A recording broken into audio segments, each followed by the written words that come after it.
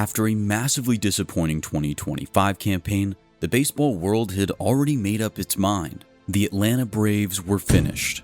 Injuries had piled up, the roster suddenly looked full of holes, and in 2026, for the first time in years, Atlanta entered a season surrounded by doubt instead of expectations. But writing this team off was a massive mistake. Despite injuries, superstars Chris Sale and Matt Olson have led the Atlanta Braves back to the top of baseball. They've silenced the critics.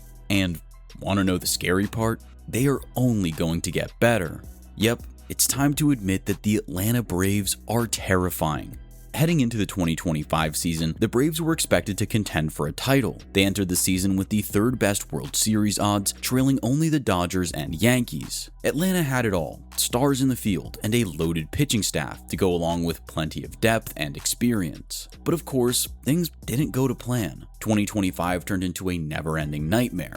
All 5 starters spent time on the 60-day IL, and the bullpen was terrible in clutch situations. The offense had its problems as well. Superstar and face of the franchise Ronald Acuña Jr. got hurt, and the other stars in the lineup fell into inexplicable slumps. By the time October rolled around, the Braves season was over. They finished 76-86 and lost the division by 20 games. Between the injuries and underperformers, things were bleak in Atlanta. The Braves were no longer a young team, and many thought their best days were behind them. As a result, they entered the 2026 season expected to finish third in a loaded NL East. But at one point, even that looks generous. You see, the injury woes weren't over.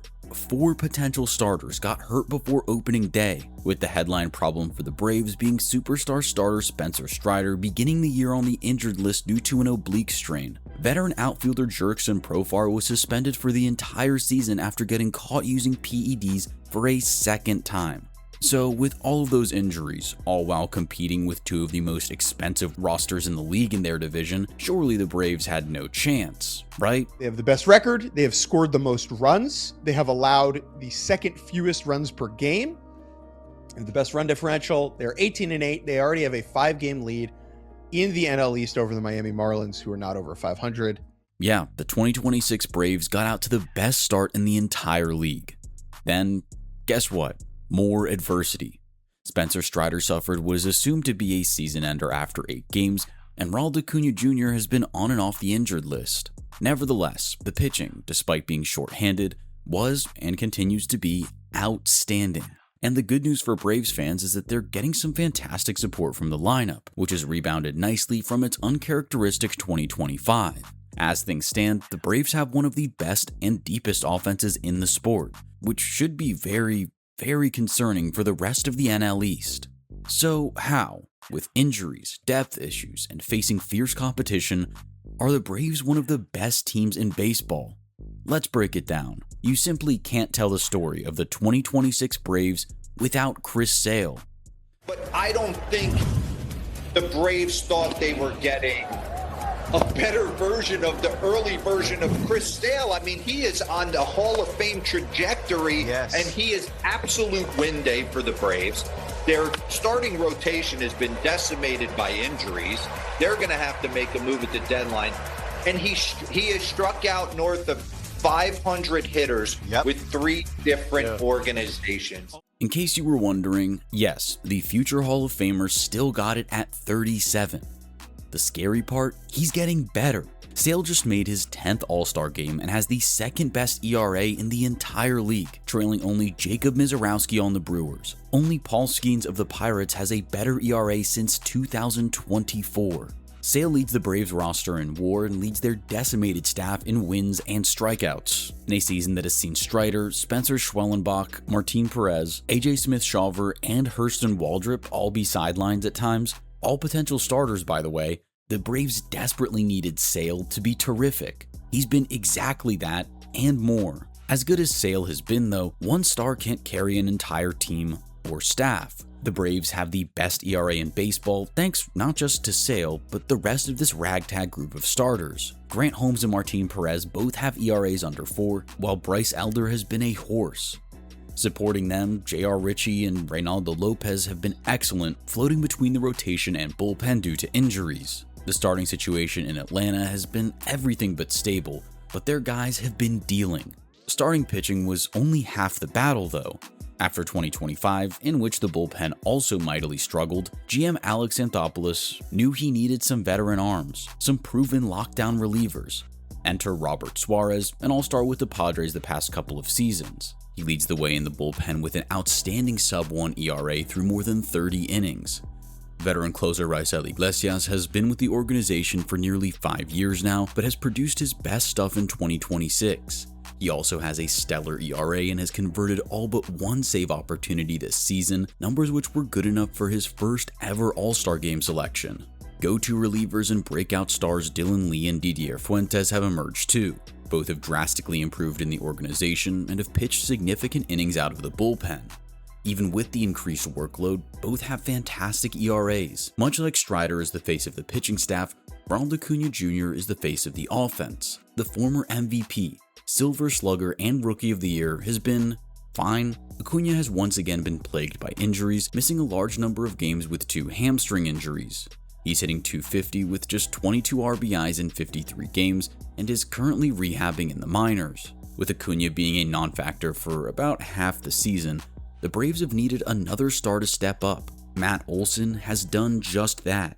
Called you at 7:30. I said, hey, I want to dive into Matt Olson. Let's go. Hey, why wouldn't we, right? Yeah. I mean, look what he's doing right now is just incredible. And I don't want to sit back and sleep on it and overlook it like Roflo was saying. This guy's got 15 doubles, leading the league in extra base hits, 12 home runs, over 1,000 OPS, hitting 300, like really doing some incredible things. After a mediocre 2024, Olson was tremendous in 2025, and he's carried that form into 26. As a reward for his red-hot start to the campaign, he made his second consecutive All-Star game while leading the Braves offense in a plethora of categories. Olson ranks in the top 10 in MLB in home runs, doubles, and runs scored. Not only that, but he's an extra base hit machine, with his ability to hit the ball hard consistently ranking amongst the best in the game. Since coming in as Freddie Freeman's replacement in 2022, Olson has quietly swung one of the best bats in the sport year after year. Now, he's shining as the leader of one of the best offenses in baseball. While the Braves knew they could rely on Olson, they needed a couple of other guys to return to form. See, Michael Harris and Ozzie Albies have been great in the past. Albies is a 4-time All-Star and a World Series champ, while Harris was a former Rookie of the Year, but both struggled in 2025. Both hit sub .250 last season, to everybody's surprise. But in 2026, boy have they bounced back. Harris is one of the best defensive outfielders in the sport, something which recently made him very popular with a loud contingent of English soccer fans, but what makes him even more popular with fans in Atlanta is that he's torn it up at the plate this season. Harris is hitting north of 300, leading the Braves in hits, while also being on pace to hit more than 30 home runs and 30 doubles this year. Meanwhile, his teammate Albies, usually hitting in the 2-hole, is a true Swiss Army knife. He's top 3 on the team in hits, RBIs, runs, doubles, and steals. Maybe the biggest story, though, has been Drake Baldwin. See, Baldwin got a shot last season when catcher Sean Murphy got hurt. In his absence, Baldwin balled out, winning Rookie of the Year in 2025. Then, guess what? Murphy broke his finger just 1 week into the 2026 season, and Baldwin was thrust into the everyday catcher role once again. In addition to captaining the defense, all Baldwin's done at the plate is slash .275, .366, and .480, with 19 homers and over 50 RBIs already. He may be young, but he's already one of the most important pieces in this offense. If you'd like some evidence of that, just look at what happened when he was injured in June. When you look at when Drake Baldwin went down, even with Ronald still here, the offense cratered after Baldwin left. And then even when he came back, and obviously he wasn't great, the offense was still bad. And when he began to turn things around, which started at the beginning of this month, at July, you have seen this offense look like a top offense again. So that's how important Drake Baldwin is. And he can't do it alone. Other guys have stepped up too, but you're seeing the impact that when Drake Baldwin is on, the impact he is having on this offense and how he can take them from a mediocre to bad offense to one of the best offenses in the league. He has returned to his terrific form and was rewarded by being named an all-star starter in Philly. This guy's been instrumental to the Braves' incredible start. I mean, just look at his Savant page. Red everywhere, and his career is just getting started. And then there's Mauricio Dubon, who might just be the most pleasant surprise in Atlanta's lineup this year. He came over from Houston and immediately became a key piece thanks to the Profar suspension and Acuña injuries. And then there's Mauricio Dubon, who might just be the most pleasant surprise in Atlanta's lineup this year. He came over from Houston and immediately became a key piece thanks to the Profar suspension and Acuña injuries. He's been better than anyone expected in his first year in the A, posting the third highest WAR among position players on the squad. He's hitting better than .260 and has already matched or exceeded single-season career highs in homers, RBIs, and walks.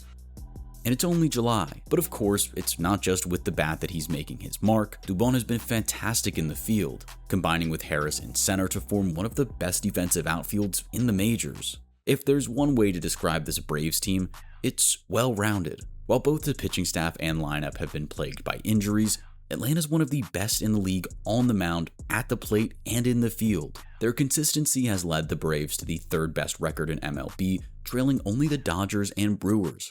Right now, Atlanta's division lead is slim, and the race for the NL East is rapidly heating up. The Braves, the consistent frontrunners, and the Phillies, one of baseball's hottest teams, are showing no signs of slowing down. You already know that fans of both teams are anxiously awaiting their 7 scheduled meetings in September, which will surely decide the division. That is a huge month, with ultimate bragging rights in one of baseball's most heated and entertaining rivalries at stake. In addition to holding off the Phillies, the Braves need to focus on catching LA and Milwaukee, who currently hold the NL's top 2 seeds. Why is that important? Well, the top 2 seeds get a bye, skipping the wildcard round altogether while guaranteeing home field advantage in the NLDS. So, with the red-hot Phillies right on their tail and the Dodgers and Brewers looming ahead, how do the Braves continue to boost their record and take the division? Well, it may take a big signing. Alex Anthopoulos did a masterful job signing so many stars to this roster. Unfortunately, as we know by now, many of them are hurt, especially pitchers. Thankfully, Anthopoulos knows there's work to do. As good as the pitching has been, the Braves don't really have a full rotation right now. They're just patching pieces together, having relievers fill in as starters, constantly changing the schedule, and relying on their big names to eat up innings. That takes a toll over 162 games, and even though it's worked so far, some stability is needed. In particular, trading for a big-name starter is just what this team needs to lock in their rotation and become serious title contenders. Anthopoulos is no stranger to big moves. He famously went out and got 4 big outfield bats in 2021 when the lineup was banged up and was repaid nicely. High fly ball to left and goodbye. Soler with a monster blast into left, and the Braves lead 3-0 here in the third. Yep, the Braves won it all, and trade acquisition Soler took home World Series MVP. If Anthopoulos says he'll go after pitching, have no fear, Braves fans, he'll go after pitching. The question is, does he go for the big fish, Tarek Skubal, and pay a king's ransom? How about an all-star on a selling team such as Michael Wacha, Logan Webb, or Joe Ryan? Maybe Reed Detmers, Robbie Ray, or Casey Mize. 3 more quality arms on struggling teams. Only time will tell, but one thing's for sure. If Atlanta can find its missing piece, the Braves will become even more dangerous. This Braves season has been a resounding success. With the injuries they faced, especially to Acuña and Strider, their record is incredible, and they can get even better. Acuña will be back in the lineup for the playoff push, the pitching staff has been much better than expected, and the front office is committed to adding another big name before the deadline. We think they have what it takes to win the East. The question is, do you? Let us know in the comments.